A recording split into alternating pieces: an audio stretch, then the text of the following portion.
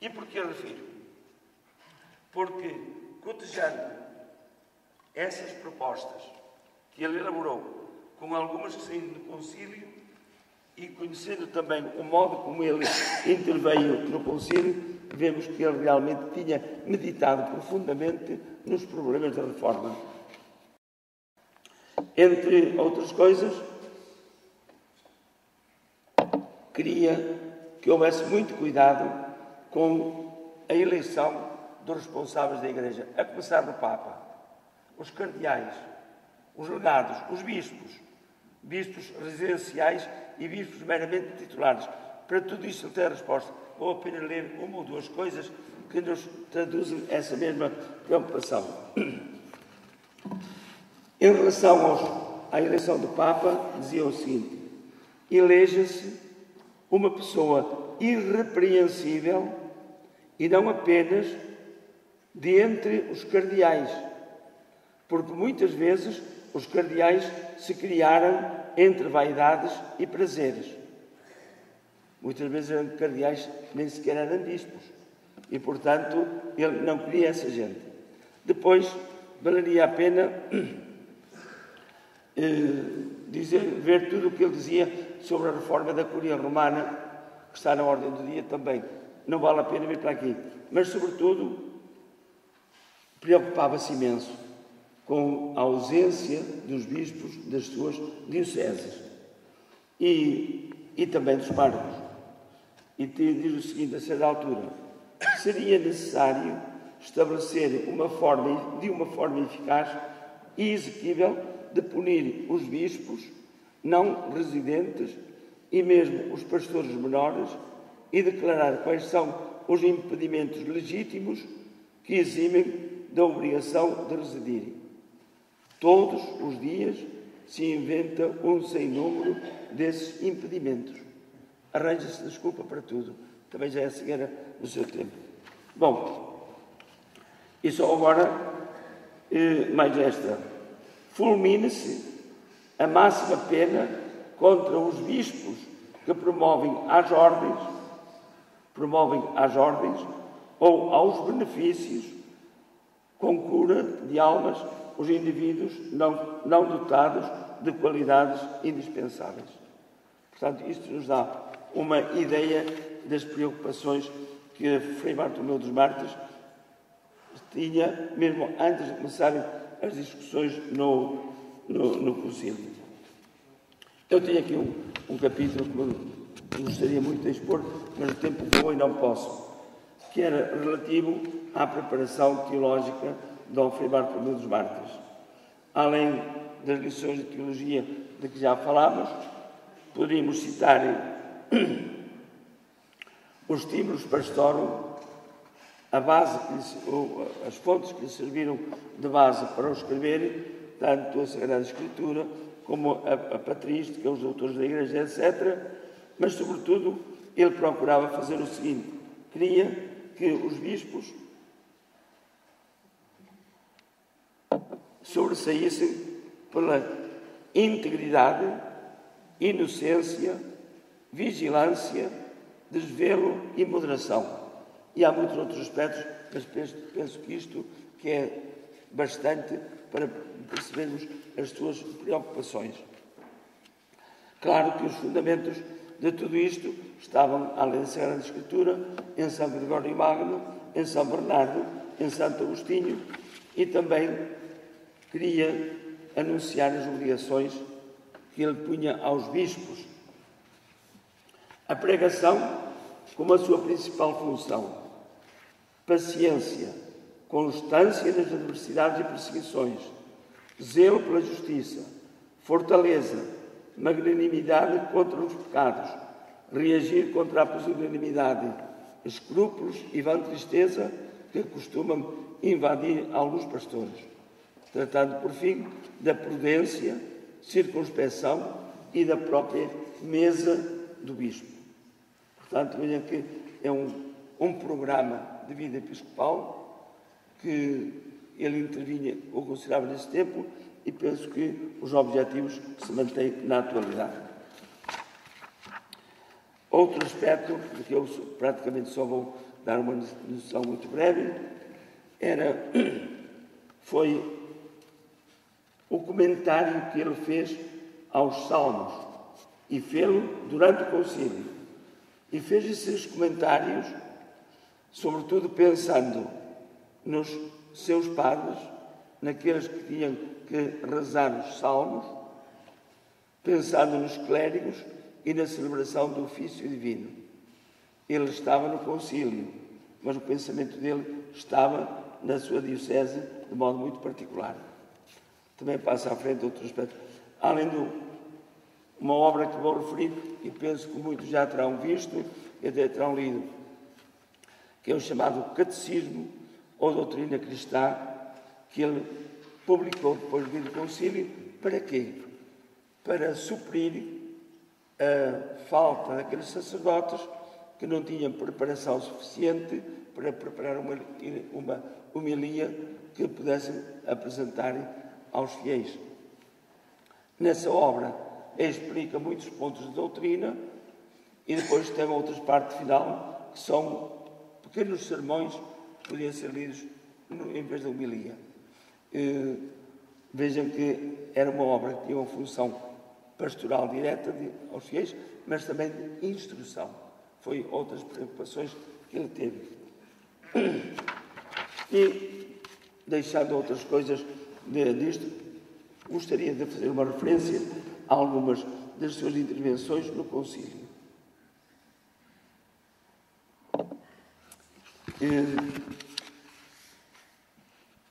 O nosso arcebispo deve ter rejubilado quando, depois de terem começado as sessões, lhe distribuíram o primeiro programa de temas a debater.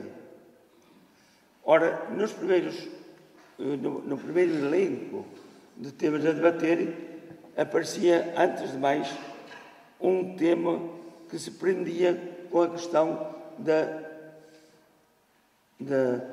falta de residência, o absentismo dos bispos.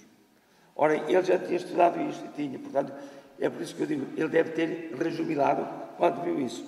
E dizia a proposta que lhes apresentaram: considerem-se os padres conciliares, consideram o que se pode fazer para que os patriarcas, arcebispos, bispos e, de um modo geral, todos que têm cura de almas, residam nas suas igrejas e não se ausentem, serão por motivos justificados. Era praticamente o que ele já tinha nas suas propostas, que não chegou a apresentar, mas identificava-se com ela.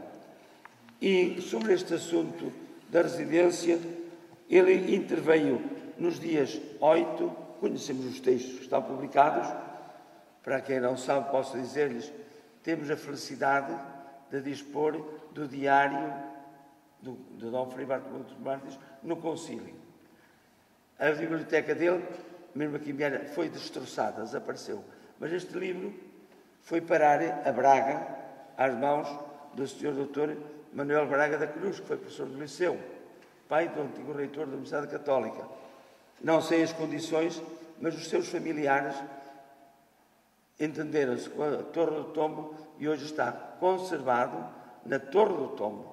Tive o prazer de folhear já há uns 2 anos atrás. E agora posso dizer-lhes que está na internet. Qualquer pessoa pode ter acesso aos textos, porque na Torre do Tombo facilitou o seu acesso a todos. Portanto, acho que era importante isto. Ora, no dia 8 e 20 de abril ele interveio. Depois em junho e depois, mais tarde, no dia 11 de dezembro de 1562. Entre as muitas coisas violentas que ele diz, tem uma parte que ele defendeu sempre, que dizendo: a obrigação de os bispos residirem na sua diocese é por direito divino. E justificava, aqui no texto tem algumas manifestações que não posso estar a demorar. No fim, acabou por aceitar, pelo menos, que se ponha aí, depois do que fique, que é direito divino, e basta. E ele refere-se várias vezes. Mas havia alguns bispos que alegavam que se poderia pedir dispensa ao Papa. E ele já dizia que surgiam todos os dias muitos motivos para a dispensa. E a certa altura, eu vou ler só a parte final, ele diz o seguinte: certamente que há algumas razões atendíveis para não estar a residir, certamente que outros que não o concedem, mas diz o seguinte, palavras textuais: obter uma licença para não residir é descer ao inferno com uma licença do Papa. Isto dito em pleno concílio. Portanto, veja que era um homem destemido, não é? Ora bom, coisas destas realmente hoje podemos... Era assim, ele vivia, havia um fogo que o motivava a fazer estas coisas. Bom, outra questão importante em que ele se empenhou muito é a célebre questão do cálice, que ele diz que foi para ele um cálice muito amargo. Era um problema que entre os luteranos, os protestantes, se punha da comunhão sobre as duas espécies, do pão e do vinho. Discutiram muito. Eu traduzi para aqui alguma coisa, mas ele, sobretudo, dizia que não, porque estava subjacente um erro teológico de não admitir que na consagração do pão estava o corpo, o sangue e a alma de Cristo. Portanto, queria as duas coisas. E ele reagia contra isso. A certa altura, ele diz assim: estes remédios têm que ser, estas doenças têm que se curar com o remédio adequado. E o remédio que ele dava aos protestantes, não sei como é que o conseguiria aplicar, mas dizia ele, era necessário que fossem para lá pregadores católicos esclarecê-los. Eu não vejo como é que ele conseguiria fazer isto, mas a intenção era esta. Era doutrina, pregação, a base de tudo. Um outro aspecto importante do concílio tinha a ver com o sacramento da ordem. Não só a parte teológica, como, sobretudo, a preocupação, a seleção dos candidatos para o episcopado e para o sacerdócio. Depois de muitos debates, numa das suas intervenções, ele diz o seguinte: e aceita que para ser eleito bispo, escolhido bispo, o candidato devia reunir as qualidades que exigia o quarto concílio de Cartago. E diz assim: deve ser eleito se for, por natureza, prudente, afável, regrado na sua conduta, casto na sua vida, sóbrio, compassivo, culto, instruído na lei do Senhor, cauteloso na interpretação da Sagrada Escritura. E depois acrescenta, é que havia 4 males que conduziam a que se escolhessem pessoas sem estas qualidades. Eram elas: o amor carnal, eu estou a citar, amor carnal, a ascendência nobre, o favor da adulação que afaga os ouvidos dos príncipes e a ambição são as 4 causas da ordenação de prelados indignos e cegos. Portanto, ele atacava ferozmente aquilo que ele considerava ou que era um desastre para a Igreja.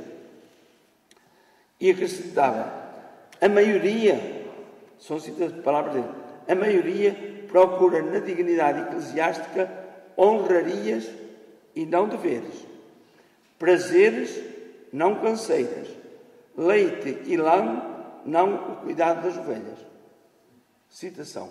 Portanto, homem que fala com esta desenvoltura e com esta coragem no concílio, merece a nossa atenção. E fazia isso porquê? Porque havia um fogo interior que o animava. Ele tinha sido bispo, como dizia, por obediência, não foi por qualquer pretexto. E aqui isso vem tudo ao de cima.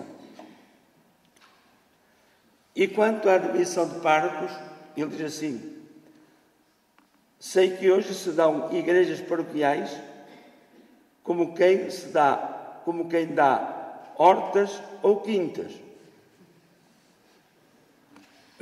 Mas vejam o seguinte: por isso ninguém estuda, ninguém trabalha por saber, e geralmente se tem por erro gastar tempo, vida e fazenda nas universidades, quando basta servir ociosamente ao bispo ou ao seu parente, sem mais cansar nem saber, para gozar rendas de grandes benefícios, quando vale mais a ignorância com poucas onças de favor que a ciência e boas letras com grandes pesos de merecimento. São palavras do venerável Dom Frei Bartolomeu dos Mártires. Apesar destas intervenções, e digo-lhes, valeria a pena pegar em cada uma destas e analisá-las em pormenor. Creio que durante este ano jubilar seria um excelente serviço.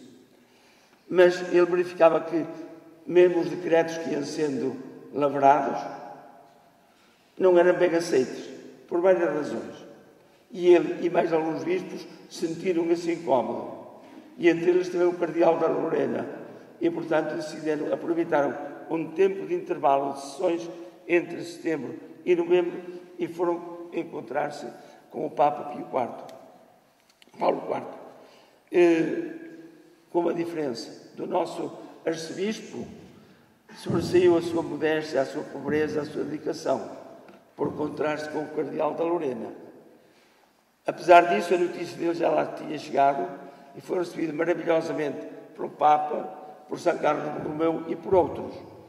E quando era no regresso, o Papa adiou-lhe sempre a partir de venha amanhã, queria estar sempre com ele. É interessante ver estas preocupações com eles. Por fim, é um dos tais aspectos que é mais conhecido, mas que traduz, se atendermos bem ao seu significado, a estima que o Papa tinha por ele. Ele queria ver, porque dizia que o seu companheiro, o cardeal da Lorena, tinha uma égua que andava muito e ele ficava atrás. E o Papa deu-lhe uma égua boa, que se chamava Águia, que foi um espetáculo quando chegou a Trento, não por ser uma égua, é pelo que representa de estima do Papa por este arcebispo. O que pode ser um episódio, tem uma carga afetiva e de estima extraordinária. Mas, sobretudo, queria chamar aqui a atenção para outro aspecto. Numa dessas reuniões, ele notou que havia qualquer coisa que corria mal na Cúria em Roma. Estavam os cardeais sentados, com o barrete na cabeça, e os bispos 3, 4 horas de pé. Dom Frei Bartolomeu não aceitou isto. Pediu ao cardeal da Lorena que chamasse a atenção ao Papa. Ele teve receio e não o fez. Nos contactos com o Papa, ele não deixou de aproveitar a oportunidade quando o cargo para lhe chamar a atenção para isso. O Papa não respondeu. Mas na sessão seguinte, tomou o assunto e acabou com o costume. Portanto, o falar, na altura própria, com prudência, é sempre útil. Era por isso que são estes pequenos pormenores que nós temos de conhecer para que realmente o nosso amor e a nossa estima por Dom Frei Bartolomeu dos Mártires cresçam. Podíamos dizer muitas mais coisas. Eu vou agora só dizer que o tempo está a esgotar-se e o Monsenhor Sebastião ainda não tocou a campainha, mas se calhar já lhe apetece. E eu vou dizer aquilo que já todos sabem, mas não se poderia omitir aqui assim.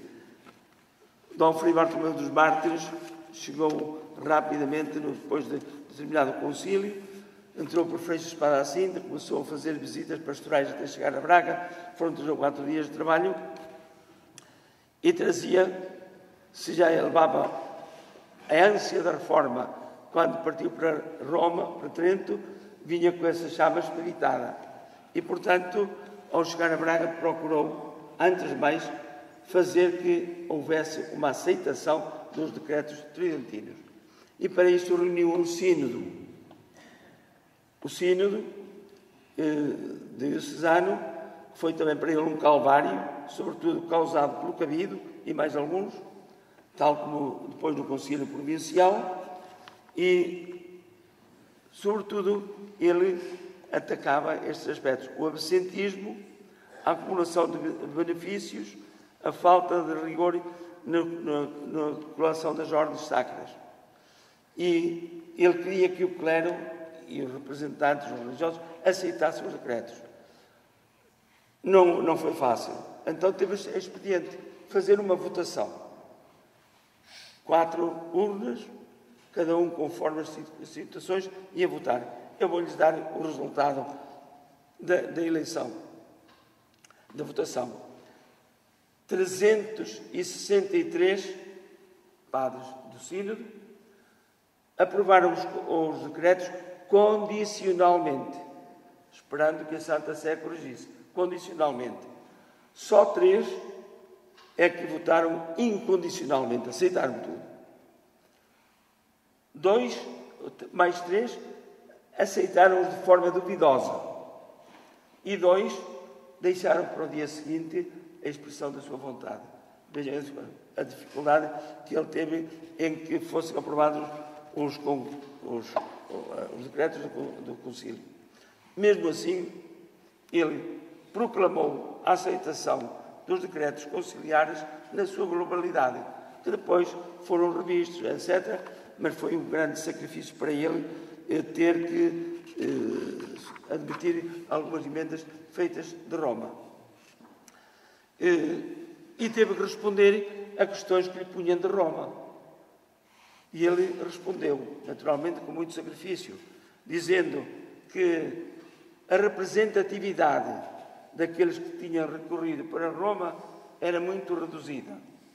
Além disso, eram interessados, porque acumulavam diversos benefícios. Portanto, estava a minar rotundamente todos os motivos da alegação. E depois, outras coisas que ele pensou logo, enquanto corria este processo, foi em reunir um concílio provincial. Ele, como pastor, como arcebispo primaz, tinha os sufragánios, tinha que ter interesse em que as outras dioceses estivessem presentes. Convocou toda a gente, tinha direito, e fez mais. E aqui está outro ponto que valeria a pena estudar-se durante todo este ano. Antes do concílio, que começou em 8 de setembro de 1566, ele publicou os chamados memoriais para o concílio. Tinha feito as petições ou propostas para o referendo. Aqui mandou um conjunto de propostas que ele gostaria que fossem debatidas no Concílio Provincial de Braga. São interessantíssimas, não só do ponto de vista do zelo do arcebispo, mas também para conhecermos o ambiente social e religioso da nossa diocese. Eu vou-lhes apenas ler ou resumir 2 ou 3 pontos que traduzem essa situação. Antes de mais, dizia ele que as penas pecuniárias impostas nas confissões, as penitências, que sejam convertidas em penitências de natureza espiritual. E os seus vão dizer, mas havia este? Sim, é que até essa altura o tratado específico da confissão, que estava em voga e que tinha sido impresso no século XV, era o célebre Tratado de Confissão. Foi uma das obras impressas em Chaves em 1489. E lá tinha as penitências conforme os pecados. Ele queria acabar com isso. Outra proposta é que os clérigos não criem os filhos, nem os tenham em lugares públicos. Acabar também com isso. Além disso, que se reduzissem na província eclesiástica, isto eu acho que é muito interessante, alguns dias de jejum, porque a população, de uma maneira geral, era enferma, fraca e muitos vivem com muito trabalho. Para que estarem a exigir jejum àqueles que já passam fome? Bom. E agora outro aspecto para a mentalidade que é muito importante. Que se procurasse corrigir e arranjar um remédio para os feiticeiros, contra os feiticeiros, os sortílegos, aqueles que fazem sortes, as benzedeiras, encantadores e, além disso, um outro assunto, eu leio textualmente, e contra quem mata crianças no ventre das mães, coisa que muito nesta província se usa para o dólar. Já naquele tempo havia essas situações. Portanto, há preocupação da reforma eclesiástica, mas estes assuntos ajudam-nos a compreender também o modo de vida e sociológico das nossas populações. E outra, para terminar, que são muitas, que se estudasse a hipótese de introduzir um pouco da língua vulgar na liturgia, no ofício divino. Portanto, já nessa altura, ele sabia muito bem o que se estava a passar, lá por fora. O concílio foi publicado, no ano seguinte foi contestado, houve recursos para Roma, etc. E, sobretudo, gostava de dizer mais duas coisas. Além destas preocupações, o interesse dele pelo seminário. Temos um seminário conciliar, só foi aprovado em 1572, mas ele tinha começado com aquilo que podíamos dizer um pré-seminário em 64. Portanto, vejam a preocupação do nosso arcebispo por esse aspecto. E termino, quando isto for publicado, terá uma ocasião de ler com as devidas notas e as fontes, um aspecto importantíssimo que não podemos deixar de recordar. A solicitude de Dom Frei Bartolomeu dos Martins pelos pobres.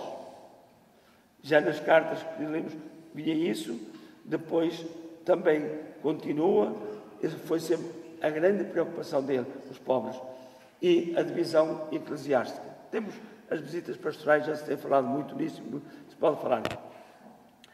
Mas eu julgo que durante este ano, e a saber ou através daquilo que ele foi fazendo nas várias zonas, poderíamos estabelecer uma ligação entre as freguesias ou concelhos e a ação do Bispo, isso como estímulo para que se pudesse ser mais divisão.